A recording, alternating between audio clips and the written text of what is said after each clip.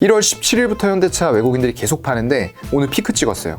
850억 팔았습니다. 네, 현대차를 살만한 요인들이 제가 말씀드렸던 대로 없는 거예요. 지금 시장에서는. 개인들만 계속 사고 있어요.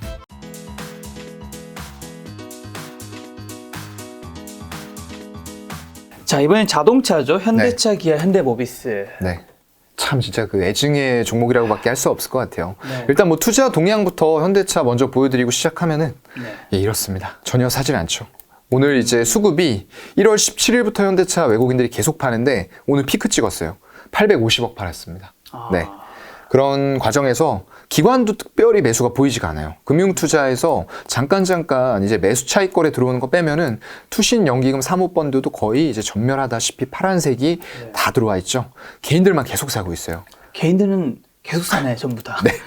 이러면 안 되거든요. 이러면 안 되는데 정말 계속 사고 계시고 이게 좋은 종목이니까 그냥 빠지면은 이 정도면 사면 되겠지 그렇게 그렇죠. 자꾸 생각을 하시는 거예요. 네. 이거 그렇게 사시면 안 되는 구간이고요. 제가 기술적인 부분들이 많이 이제 지배를 내용에 관계없이 하고 있다라고 말씀드렸는데 이 현대차 같은 경우에는 내용도 좀 중요해요. 이게 일단은 2차 전지 쪽에 패권 놓친 부분은 제가 전에 한번 말씀을 드렸을 것 같아요. 네. 너무 이제 약간 2차 전지를 간과하고 우리가 이제 놓치다 보니까 수소 쪽으로 가겠다 했는데 수소 쪽도 일단은 어떤 개화 시기가 조금 늦춰지는 이런 분위기가 오다 보니까 제네시스로 적용을 하려던 승용차 단을 일단은 조금 중지를 해놓겠다. 뭐 개발 완전 중단은 아니지만 이게 너무 시장성이 없어요. 글로벌 전체로 팔리는 수소차를 보더라도 1년에 14,000대 정도밖에 안 되거든요. 네. 그러니까 시장성이 없습니다. 그래서 2차 전지를 결국엔 해야 되고 전기차를 팔아야 되는데 지금 이제 와서 조금 더 심도 있게 하려다 보니까 점유율 면에서는 한 7위 정도 되는 걸로 제가 알고 있거든요. 근데 이게 예전에 하던 내연기관차의 점유율 정도와 어떤 순위를 못 벗어나고 있다는 거예요.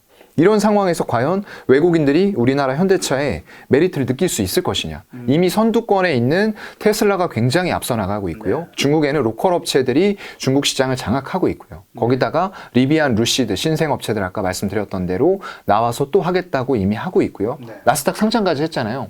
거기다가 또 하나가 이제 기존에 내연기관차 엄청나게 많이 팔고 있었던 공룡들, GM, 포드 전부 다 지금 이미 해가지고 라인 다 전환하고 있거든요. 그만큼 빠르게 추격자들이 쫓아오고 있는 과정에서 현대차가 얼마나 힘을 내면서 존재감을 드러낼 수 있을 것이냐에 대한 본질적인 문제가 있는 겁니다. 그래서 밸류를 높게 줄 수가 없어요.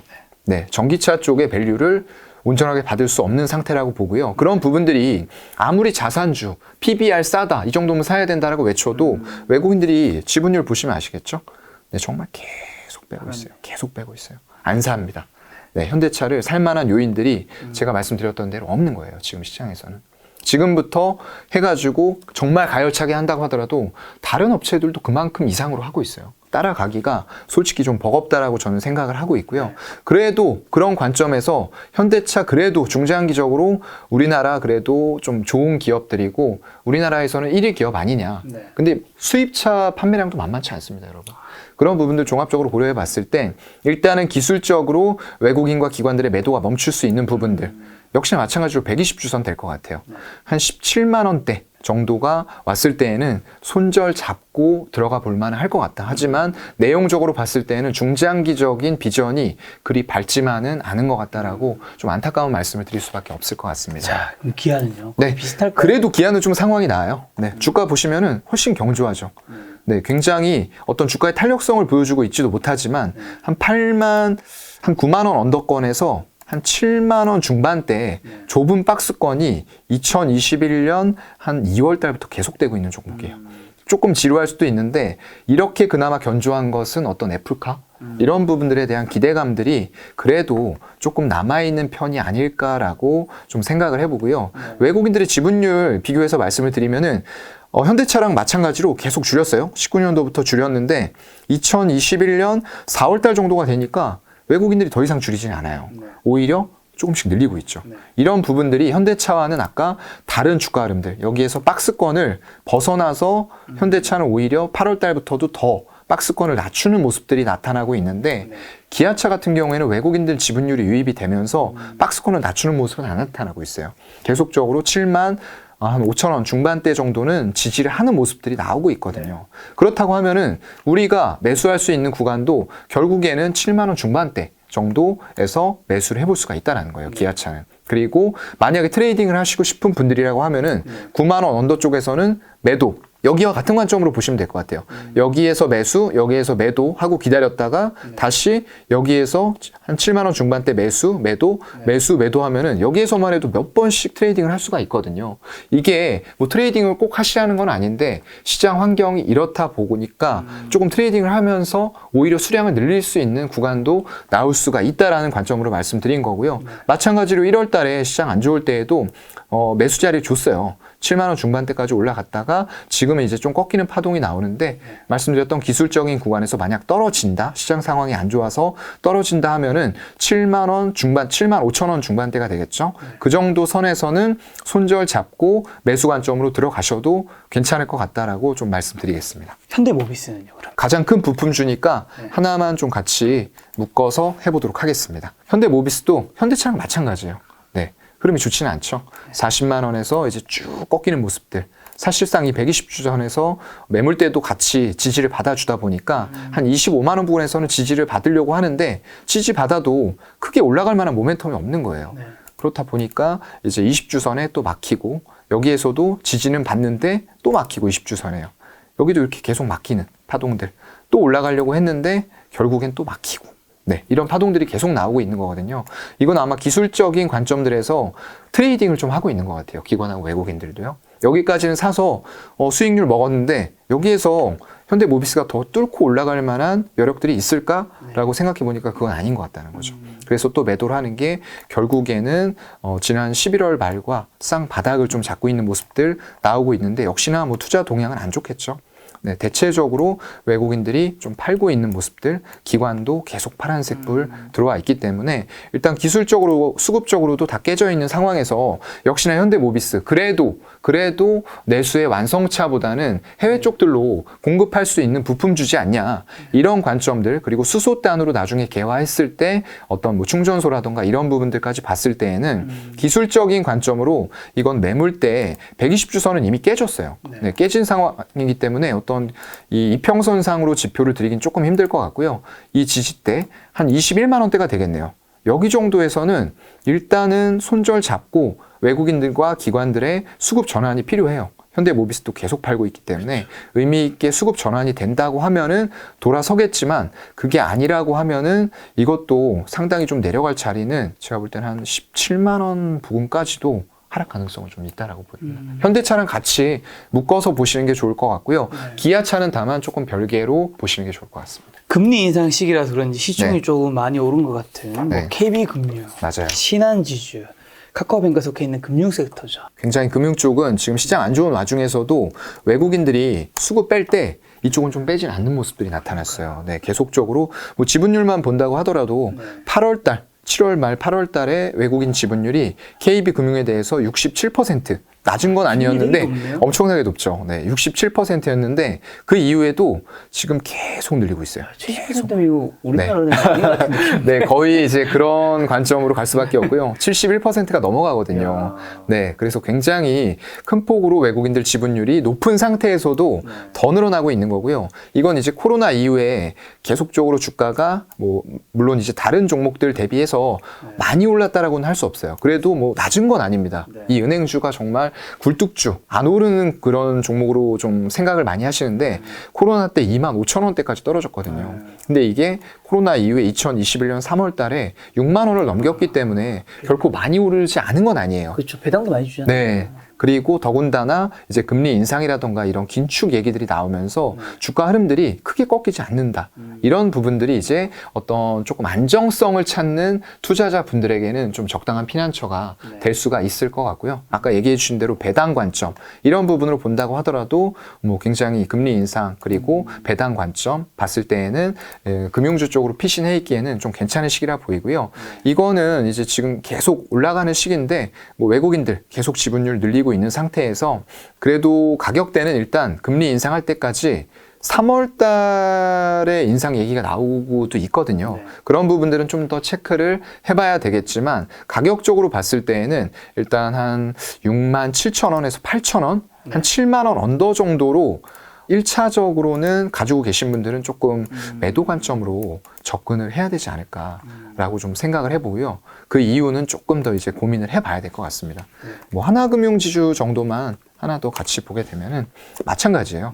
이것도 외국인들의 지분율이 지금 한 12월 달까지는 좀 낮아지면서 가격이 39,000원대까지 꺾였다가 그 이후로는 외국인들이 급격하게 올해 들어오면서 급격하게 늘려버리죠.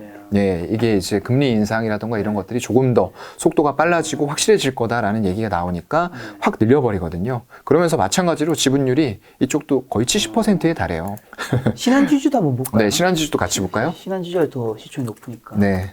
신한지주 같은 경우에도 마찬가지입니다. 네. 2022년 올해 이제 1월달 들어와서는 오히려 안 좋은 시장 연초 효과가 없었다라고 얘기하는 시장 효과가 나왔지만 오히려 금융주 쪽에서는 외국인들 지분율을 확 늘리고 있어요. 네. 이것도 마찬가지로 62%에 달하는 지분율을 가지고 있고요. 그래서 어떤 금리 인상 관련해서 올해 정도에 나는 오히려 이제 성장주나 이런 쪽들은 무서워서 못하겠고 내 성향 자체가 조금 안정적인 부분들 시장 대비했을 때 시장 정도 따라간다.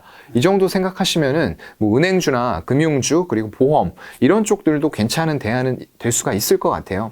다만 이제 금리 인상이 이루어지기 시작하면서 지수나 이런 부분들이 어떻게 좀 움직이는지 이런 것들은 좀 체크를 해볼 필요가 있을 것 같아요. 막상 현실화가 되고 그 속도가 우리가 예상했던 정도로 간다라고 하면은 오히려 이런 가치주라던가 어떤 금리 인상 관련 수혜주들이 선반영을 한 이후에 빠지면서 오히려 이제는 올라갈 수 있다라고 하면서 성장주들이 더 주목을 받을 수 있는 그런 환경이 만들어질 수도 있거든요. 그래서 그런 부분은 일단은 조금 더 봐야 되지 않을까 생각을 합니다. 카카오뱅크 한번 볼까요? 네, 카카오뱅크 같은 경우에는 일단은 뭐 단순히 은행주라고 보긴 좀 힘들어요. 그렇죠. 네, 그래서 이런 플랫폼의 형태이기 때문에 그동안에 은행이 안 좋을 때 막 상장하면서 엄청나게 오르고 네, 거의 10만 원 가까이까지 갔었던 종목인데 이게 지금은 시총 10이 찍지 않았습니다. 아, 맞아요. 엄청나게 많이 올라갔었는데 이런 것들이 이제 여러 가지 이쪽도 이슈가 있었죠. 뭐 카카오 그룹 자체의 어떤 골목상권 침해 문제라던가 물론 이제 정당한 수수료를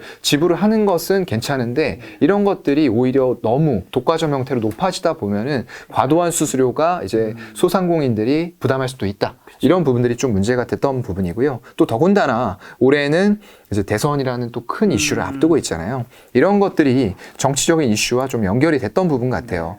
근데 이제 카카오뱅크도 어느 정도는 바닥을 잡는 것 같아요. 네, 지금 보시게 되면은 주봉상으로 한 4주 정도, 4주 정도 한 4만 원대에서 계속 지지를 받으려는 모습들이 나오면서 외국인들이 오히려 이제 지분율이 작년도였죠. 12월 말까지 피크를 찍다가 줄이는 과정에 있어서도 확 빠질 때 많이 안 줄이고 있어요. 네, 이때 같은 경우에도 많이 안 샀다가 많이 안 줄이고 있고요. 오히려 이제 12월 중순 이후로는 외국인들이 지분 늘린 상태에서 차츰차츰 모아가는 그런 과정으로 가고 있는 것 같거든요. 오늘 같은 경우에도 투자 동향 보시게 되면은 카카오뱅크 1월 27일부터 외국인들이 쭉 사는 모습들 지금 6일째 사고 있죠. 거기다가 어제하고 오늘은 굉장히 많이 사고 있어요. 어제 400억, 오늘 370억 사면서 물량들을 늘리고 있고 뭐 연기금 같은 경우에도 이제 패시브 성격의 자금일 것 같은데 또 들어오고 있거든요. 다만 이제 투신 쪽에서는 사모펀드와 매도하는 모습들을 보여주고 있고요. 그런 관점에서 개인들 물량이 일단 빠지고 있다는 거 이거 자체는 좀 우호적으로 보입니다. 그래서 단기적으로 이런 수급들이 계속된다고 하면은 수급적인 바닥을 조금 잡을 수도 있겠다라는 생각이 들고요. 다만 이게 올라간다고 했을 때 이제 어디까지 올릴 것이냐 이런 문제가 될 것 같은데 만약에 수급이 지속이 되면서 단기적으로 수급들이 붙어준다. 라고 했을 때는 한 68,000원 부근까지는 1차적으로 상승도 가능할 것 같고요. 여기에서 정말 카카오의 어떤 이슈들이 어느 정도 해소가 되면서 아까 말씀드린 카카오와 네이버 같은 종목들이 120주선의 지지를 받고 수급들이 외국인들에 의해서 다시 지분을 늘려나가는 그런 현상들이 발생이 된다라고 했을 때에는 카카오뱅크도 같이 올라갈 수 있는 여력들이 만들어지면서 정말로 상장한 이후의 고점 한 9만 원 부근까지도 상승이 다시 플랫폼의 밸류를 받으면서 갈 수도 있지 않을까라고 좀 생각을 해보겠습니다. 자, 남은 게 이제 시가총액 네. 20위까지 포스코랑 LG전자, 삼성물산 정도만 남았습니다. 네, 맞습니다. 이렇게 하면 저희가 이제 코스닥 1위부터 30위랑 코스피 1위부터 20위까지만 네. 다 점검하게 되네요. 이게 시가총액 상위로 놓고 보게 되면은 그 시장의 흐름들을 좀 보여주는 것 같아요. 정말로 이제 예전에는 철강주들 이런 것들이 좀 높은 순위에 유지가 되어 있었는데 지금은 순위가 밀리면서 지금 포스코 하나 정도만 또 들어와 있고 다른 종목들은 또 많이 밀려 있거든요. 그래서 이런 흐름들이 영원히 좋은 것도 없고 영원히 나쁜 것도 없습니다. 그런 흐름들에 우리는 조금 순응하면서 시장에 맞서기보다는 좀 순응하는 자세가 필요하다라고 생각이 되고요. 그런 관점에서 포스코도 일단 그렇게 좋은 기술적인 차트는 아닌 것 같아요. 네. 이게 지금 피크아웃 얘기가 나오는 부분들이 문제가 되고 있는 것 같아요. 결국에는 이런 한 37만 원 부근에서 지난 작년 8월과 한 9월 달 정도에 쌍고점을 준 이후에는 계속적으로 주가가 하락하는 모습들을 보여주다가 역시나 이제 매물대 지지 27만 원 정도 되고요. 이게 120주선이었는데 여기를 터치하지는 않았어요. 근데 여기 부근에 이제 가격이 수렴이 되다 보니까 기술적인 반등을 준 이후에 올라가려고 하는데 여기에서 피크아웃 얘기가 나오면서 더 올라갈 부분들이 여력이 크지 않다라는 거죠. 물론 수소라던가 이런 부분들에 밸류를 갖다 붙이려고 하지만 아직까지 그게 크지는 않거든요. 철강이 여전히 주요하기 때문에 외국인들이 여기에서 더 뚫고 올라갈 만한 지분을 사기에는 무리가 있었던 거죠. 그렇다 보니까 이제 이런 쌍고점 주는 구간에서 외국인들이 지분율이 피크를 찍습니다. 56% 부근에서 정확하게 이제 피크를 찍고 그 이후에는 계속 매도하면서 지분을 좀 줄이는 그런 과정으로 와 있고요. 이것도 기술적으로는 지지를 받았어요. 120주선에서 지금 계속 지지받는 모습들이 나오는데 과연 지금과 같은 투자 동향 상에서 지킬 수 있을 것이냐, 이 자리를. 일단은 외국인들 매도는 조금 주춤해졌습니다. 이때 한창 팔 때 계속적으로 120주선의 지지를 확인을 한 거였거든요. 네, 그렇기 때문에 일단은 기술적인 지지선상으로 바닥은 확인을 했는데 이거는 남은 이번 주라던가 아니면은 다음 주에 이 120주선의 지지가 확인이 되는지 그리고 외국인들이 수급을 지속적으로 줄이는지 이런 여부들 체크하면서 대응하시면 좋을 것 같고요. 기술적으로 접근하실 분들이라고 하면은 한 26만 원 정도 때에서는 한번 접근해 보는 것도 나쁘진 않다고 봐요. 하지만 크게 올라갈 만한 모멘텀이 아직까지는 좀 없다. 이 정도로 말씀을 좀 드리겠습니다. 자, LG전자는요? 네, LG전자도 최근에 조금 전장 쪽으로 굉장히 두각을 많이 받고 있죠. 거기다가 일단 주가 상황도 최근에 좀 나쁘지는 않았어요. 네, 다른 것들 대비했을 때 이것도 이제 박스권 상으로 한 17만 원대 정도까지 가격을 줬다가 여기에서 한 14만 원대가 사실상 지지를 받았어야 되는 부분인데 이게 9월 달 말 정도 되니까 확 깨져버렸어요. 여기에서 깨져버리면서 외국인들이 역시나 좀 지분율을 줄이는 모습들이 나타나고 있어요. 전장이나 이런 것들이 기대감이 있는데 여기에서 이제 애플카라던가 코로나 이슈로 인해서 너무 단기간에 올려버렸던 거예요. 4만 원에서 19만 원대까지 올렸습니다. 거의 한 5배 조금 안 되게 올린 거거든요. 시가총액이 큰 종목 치고는 굉장히 많이 올라왔다고 보여요. 올랐죠. 그러면서 이게 고점 찍고 그 이후에는 외국인들이 이 구간에서는 지분을 늘렸거든요. 하지만 이때부터는 고가에서는 빼버리죠. 그래서 이런 관점에서는 사실 여기에서는 사시면 안 되는 구간이 좀 맞았을 것 같고요. 살짝 지분을 다시 들어올리는 듯 했으나 내리면서 다시 저점. 그래서 이게 지분율로만 봤을 때에는 월봉으로 봐야 될 것 같아요. 월봉으로 지금 지분율이 역사상 최저점이에요. 바닥을 계속 뚫고 내려가고 있어요. 원래는 한 30% 선이면은 외국인들이 2018년도에도 지켰고요. 2020년도에도 여긴 지켰고요. 2021년 때도 지켰었는데 그 지점을 뚫고 내려가는 거예요. 굉장히 진행되고 있는 내용들 대비해서는 조금 외국인 지분율이 오히려 감소하고 있죠. 그렇기 때문에 내용이 아무리 좋다고 하더라도 이런 구간, 이런 시장 구간에서는 제가 말씀드렸던 대로 수급적이나 기술적인 구간에 의해서 매도가 나온다고 하면 우리가 생각했던 것보다 주가가 크게 빠질 수도 있거든요. 지금 월봉상까지 보기는 좀 그렇고요. 일봉상으로는 일단 단기적으로 바닥이 한 11만 중반대 정도에서 작년 11월 쌍바닥 잡았던 부분들을 결국 지지를 받을 수 있느냐 이 부분을 봐야 될 것 같고요. 수급 상황이 최근에 그렇게 좋지는 않습니다. 외국인하고 투신 쪽 위주로 해서 물량들이 출회가 되고 있는 상태이기 때문에 계속적으로 물량을 줄인다라고 하면은 일봉상 쌍바닥은 별로 의미가 없을 것 같고요. 결국엔 이것도 120주선 11만 원에서 한번 다시 체크해 봐야 될 것 같아요. 네, 하지만 진행되는 내용은 분명히 좋은 건 맞거든요. 근데 이게 현실화가 될 수 있는지 이런 부분들 또 애플 같은 경우에는 네. 약간 좀 너무 초갑에 위치해 있어요. 그렇죠. 그렇다 보니까 우리나라에서는 1, 2위를 다투는 대기업이지만 과연 애플 쪽에서 좋은 조건들로 성사가 될 수 있을까? 이런 부분들도 이제 관심사가 좀 될 것 같습니다. 자, 마지막 종목입니다. 네. 삼성물산. 네. 네, 삼성물산이죠. 네, 삼성물산도 뭐 주가 흐름은 거의 다 이제 비슷한 것 같아요. 이것도 주봉상으로 봤을 때, 뭐 일봉상으로 잠깐 보게 되면은 네. 여기에서 작년 이제 5월달이죠. 6월달하고 8월달 정도에 뭐 팔만한 시점을 한번 줬던 것 같습니다. 14만 원대였어요. 네. 14만 원대 주고 난 이후에는 물량 이제 주가들이 계속 떨어집니다. 좀 계속 떨어지면서 그럼에도 불구하고 일단 외국인들의 지분율이 크게 감소하지 않았어요. 네. 그리고 오히려 여기에서 이제 바닥 찍고 반등할 때는 외국인들이 다시 물량 늘리고요. 그런 식으로 조금 비중 조절이 있기는 하지만 어쨌건 10만 원을 깨지는 않으려는 모습들이 나오면서 네. 외국인들 비중이 그래도 다시 늘어나고 있는 그런 종목이기 때문에 LG전자하고는 또 다르게 봐야 될 것 같아요. 그래서 주봉상으로도 이 매물대를 깨지 않으려는 예, 10만 원 부근을 깨지 않으려는 이런 파동들이 계속적으로 지금 주봉상으로 지난 11월 말 때도 나왔고요. 그리고 2월 들어와서도 계속 3주째 밑꼬리가 달리면서 지지 받으려고 하거든요. 그럼 기술적으로는 일단 지지는 어느 정도 확인이 됐는데 여기에서 투자 동향상으로 외국인들도 대체적으로는 조금 매수하는 분위기로 돌아섰고 거기다가 아주 소량이긴 하지만 네. 투신 쪽도 조금씩 들어오고 있다라는 거죠. 그런 관점으로 봤을 때는 일단 기술적, 수급적 관점으로 봤을 때 우리도 여기에서는 매매를 조금 해볼 만한 자리인 것 같아요. 네. 매수 시점으로 조금 접근을 해봐도 될 것 같고요. 다만 여기에서 이제 어느 정도 큰 폭으로 올라갈지 이런 부분들은 조금 더 추가적인 체크가 필요할 것 같고요.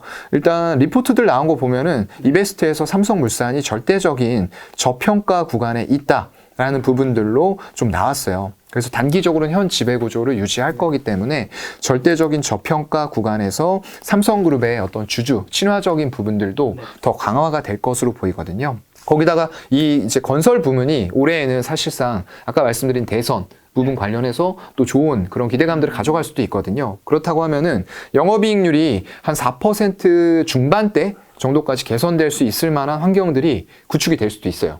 그렇다고 하면 일단 펀더멘털의 개선세가 지속이 되는 모습들이 관측이 되면서 주가가 외국인들의 수급에 의해서 더 올라갈 가능성도 현재로서는 조금 있다라고 판단을 하겠습니다. 자, 지금까지 코스피에서 반도체, 2차전지, 바이오, 인터넷, 자동차, 금융 섹터, 큰 섹터는 6개 정도 다룬 것 같고 뭐 기타 섹터도 있었는데 네. 이 중에서 차장님이 지금 가장 좋게 보시는 섹터는 네. 원픽은 지금은 일단은 아무래도 자리상으로 봤을 때에는 네. 그래도 인터넷 종목들 기술적 지금 네네, 차트만 기술적인 봤을 때는 관점으로요. 네네. 기술적으로 봤을 때는 조금 이런 부분들이 이제 그 말씀드렸던 금리 인상, 파고를 조금 이겨내고 고성장을 할 수 있는 분야라고 보이는데 다만 지금은 이제 수급적으로 외국인들의 수급이 꼬여 있는 상태다 보니까 이런 부분들만 조금 해결이 된다고 하면은 과도했던 주가 하락 부분을 플랫폼의 밸류를 받으면서 다시 네이버 같은 종목들 올라갈 수 있는 그런 기틀은 조금씩 단기간에 외국인들 수급 들어오면서 마련이 되고 있다라고 보여지거든요. 그래서 이런 쪽들 기술적인 관점으로 좀 접근을 해보기에는 만약에 기본적 분석까지 더 한다면 어떤 쪽이 아무래도 이제 기본적인 분석을 간다고 하면은 또 2차전지 얘기를 할 수밖에 없을 것 같아요. 2차전지. 네. 이런 것들이 지금 주가 하락들이 좀 많았던 부분들이 분명히 있거든요. 그렇지만 여전히 글로벌 트렌드 가고 있는 그런 상태고요. LG 에너지 솔루션의 수급 왜곡 현상, 그리고 에코프로 BM의 악재들, 이런 것들이 겹치면서 굉장히 안 좋은 시기를 지나고 있는데 이런 것들이 오히려 발판 삼아서 저점이 될 수도 있겠다라는 생각이 분명히 좀 들거든요. 그래서 기본적인 분석, 향후의 성장 전망, 이런 것까지 봤을 때에는 당연히 2차 전지주를 좀 꼽을 수가 있을 것 같습니다. 자, 차장님 주식시장에 그동안 계시면서 네. 개인 투자자분들을 이제 많이 보셨을 텐데 그렇죠. 주식 투자로 돈을 버신 분들, 네. 그다음에 돈을 잃은 분들의 혹시 네. 뭐 공통점이나 특징, 차이점 네. 뭐 이런 거 있을까요? 아무래도 네. 돈을 이제 아무래도 주식시장에 사이클이라는 게 분명히 있어요. 네. 그렇기 때문에 계속적으로 올라갈 수만은 없습니다. 네. 중간중간에 흔들림이 굉장히 큰 폭으로 나오면서 정말 레버리지라던가 신용 스탁론 이런 부분들 내 돈이 아닌 돈이죠. 그런 것들을 빌려서 좀 단기간에 큰 부자가 돼보겠다 라고 하셨던 분들은 잠깐 성공하는 것 같아요. 어느 날 정말 1억 갖고 하셨던 분들이 갑자기 전화가 오세요. 그래서 나 100억 정도 됐어. 막 이런 식으로 이제 자랑을 하시거든요. 부럽네요. 네. 그 당시에는 부러운데 이제 얼마 지나고 나면은 소식이 안 들려요, 또. 그래서 아름아름 또 듣는 얘기들을 듣다 보면은 그 형 또 다시 뭐 전재산 파산했다 뭐 이런 얘기들 또 들리거든요. 그런 게 좀 굉장히 위험성인 것 같아요. 한번 이 레버리지가 내 능력도 물론 있겠지만 시장이 도와주는 게 가장 커요. 그래서 저도 레버리지를 쓰지 말자주의는 아닙니다. 하지만 이렇게 시장이 약간 침체로 들어가는 구간에서 이런 것들 쓰게 되면은 제가 그때도 말씀드렸죠. 삼성전자를 레버리지로 사서도 반대 매매가 금방 나가는 구간들이 있었거든요. 그런 구간들이 심심치 않게 옵니다, 여러분. 그래서 그런 구간에서는 절대 쓰시면 안 될 것 같고요. 꾸준하게 돈을 버시는 분들, 물론 중간에 평가 금액이 마이너스가 되는 분들 많아요. 하지만 이게 팔아서 결국에 내 통장으로 돈이 들어오는 게 아니면 손실이 확정된 건 아니거든요. 오히려 그런 때 빠졌을 때 인내심을 가지고 다시 한번 체크를 하면서 내가 가지고 있는 종목들이 정말로 그때 투자했던 포인트들을 그대로 영위에 나가고 있는지 이런 것들 체크하시면서 분할로 더 매수하셔서 추가 매수하시고 뭐 대표적으로 이제 뭐 주식농부 같은 분들이 계시겠죠. 박용옥 대표님이 있으신데 그런 분들은 정말 이제 주가가 하락하는 구간에서도 꾸준히 지속적으로 지분을 늘리면서 공시하는 모습들을 또 보여주시고 그러거든요. 그런 구간으로 봤을 때는 어느 정도 주식 투자에서 가장 필요한 게 내가 괜찮은 종목들을 선별할 수 있는 능력이 있고 그리고 어느 정도 기술적으로 괜찮은 자리들을 볼 수 있다고 했을 때 조금 인내심, 무거운 엉덩이일 것 같아요. 결국에는 그런 종목들이 시간이 조금은 필요합니다. 하지만 단기간에 너무 큰 수익을 자꾸 추구하다 보면은 이런 레버리지라던가 위험한 것들을 하시기 때문에 결국엔 몇 번 잘 되다가도 마지막에 한 번 잘못되면 정말 끝나는 거거든요. 네. 그래서 그런 위험성들을 반드시 좀 알고 계셨으면 좋겠고요. 그때 말씀드린 포모 현상, 나만 소외돼 있어. 이런 것들이 너무 만연해 있다 보니까 단기간에 내 재산을 빨리빨리 불려서 그동안에 먼저 앞서 나갔던 사람들 쫓아가야 돼. 이런 심리가 너무나도 강한 시기예요. 그런 것들을 조금은 자제를 하시고 시간을 사면서 엉덩이를 무겁게 하는 투자. 다만 내가 종목 선택을 잘할 수 있는 그런 기본적인 부분들을 갖춰 놓으신 상태에서 한다고 하면은 좀 좋을 것 같아요.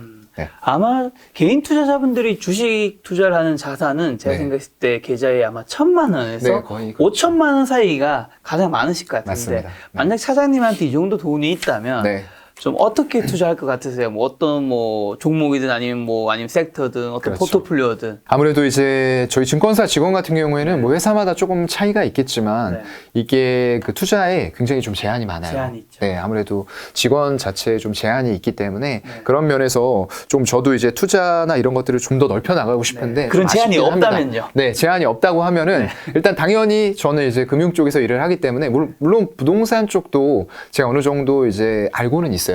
하지만 제가 더 말씀을 잘 해드릴 수 있는 부분이 이제 이쪽 금융 쪽에서도 특히나 주식 투자라고 생각을 하기 때문에 저는 금액의 크기는 중요하지 않다고 봐요. 네, 결국에는 수익률이거든요. 네, 1억을 가지고 하던 뭐 1,000만 원을 가지고 하던 결국에는 같은 수익률이 나오기 때문에 어느 시점에서 진입을 하는지 이게 저는 가장 중요하다고 보거든요. 그래서 결국 주식 투자를 하는데 지금 같은 구간에서 내 소중한 정말 자산, 근데 이게 자산이 또 하나의 전제 조건이 있어야 돼요. 이걸 가지고 할 때 최소 3년 이상은 여기에 묶어둘 수도 있는. 왜냐하면 이게 내가 사고 난 이후에 반드시 오르기만 하라는 법이 없습니다. 떨어질 수도 있는데 그런 것들을 보통 경제 주기 사이클로 봤을 때 한 3년 정도가 되면은 그래도 조금 회복의 사이클이 나타날 수도 있다라는 게 이제 일반적인 부분들이거든요. 물론 절대적인 건 아닙니다.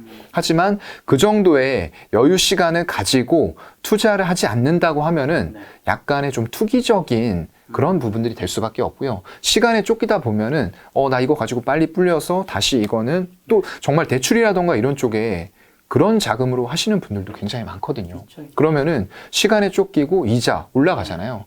점점 더 금리 올라간다고 하면 그것도 부담이 될 거고요. 그렇기 때문에 가장 이제 중요한 것은 내 여유 자금으로 하되 정말로 내가 어디에서 매수해요. 결국엔 매수해요. 매수해서 올라갈 수 있는 그런 확실히 좀 가능성이 높은 자리들을 찾는 연습들을 많이 하셔야 될 것 같아요. 내용적으로 연습을 하시는 거는 당연한 거고요. 이런 내용적인 분석들, 기본적 분석을 해놓으신 이후에 결국 내가 어느 시점에 진입을 해서 수익률을 낼 수 있는 구간들을 만들 것이냐. 이런 부분들을 정말 이제 꼭 지난 차트들이 모두 말해주는 건 아닙니다. 하지만 아까 제가 보고 말씀을 짚어드렸던 것처럼 종목들 가지고 다 연습을 해보세요. 나만의 노하우를 찾으셔서 이 정도에서 했을 때 이 정도까지 올라가는 그런 구간들이 나온다. 그런 것들을 좀 보시면서 기술적인 분석을 절대 간과하시면 안 돼요. 정말. 특히나 레버리지 제가 사용하지 마시라고 했는데 그래도 사용하시는 분들 많으실 거예요. 네, 그런 포모 현상 때문에 나만 소외돼 있어. 빨리 불려야 돼. 그렇다고 하면은 무리한 지점에서 무리하게 레버리지 써서 들어가신다고 하면 반대 매매 나가면서 정말 내가 대출을 해서 정말 투자하려고 했던 돈이 다 날아갈 수도 있거든요. 네. 그럼 대출을 또 그냥 생으로 갚고 난 투자를 못하는 그런 상황이 와요. 그렇기 때문에 절대적으로 내 돈 가지고 하시면서 기술적인 그런 구간을 제가 자꾸 강조드리는 이유가 이 지금 지수가 이제 오늘 소폭 반등을 하긴 했지만 말씀드린 지점에서 기술적으로는 지지는 나왔어요. 근데 이 기술적인 지지가 과연 계속 될 수 있느냐? 지금 시장 상황에서는 단언을 하기가 어렵다는 거예요.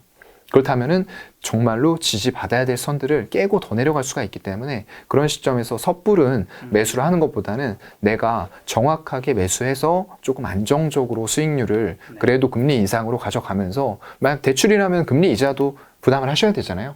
그런 부분들 고려하면서 조금 기본적 플러스 기술적인 분석까지도 같이 갖춰 놓으시는 그런 좀 투자에 공부를 하시면 좋을 것 같습니다. 알겠습니다. 자, 3월에 또 뵐 텐데 네. 2월장 개인 투자자분들에게 마지막 조언 한마디 해주신다면? 뭐 1월과 마찬가지인 것 같아요. 계속 힘든 시장이 이루어지고 있는데요. 투자자 여러분들 조금 이제 레버리지나 이런 부분들 사용하시는 거 좀 삼가하시면서 조금 더 참으시면서 결국에는 참고 참다 보면은 좋은 날이 올 수밖에 없어요. 경제 사이클상으로 좋은 날이 왔을 때 우리가 집중적으로 또 투자를 하면 됩니다. 어려운 상황에서는 조금 더 움츠리시고 오히려 미래에 어떤 산업들이 태동하면서 정말 10배거의 큰 수익을 가져다 줄지 이런 부분들을 조금 더 심도 있게 공부하는 그런 시간들로 좀 삼아 보시면 어떨까 싶습니다. 네, 오늘 만남의 손님은 사영관 차장님이었습니다. 지금까지 여러분 소중한 시간을 함께 해주셔서 정말 감사합니다. 오늘도 김 작가였습니다. 고생 많으셨습니다. 네, 고맙습니다.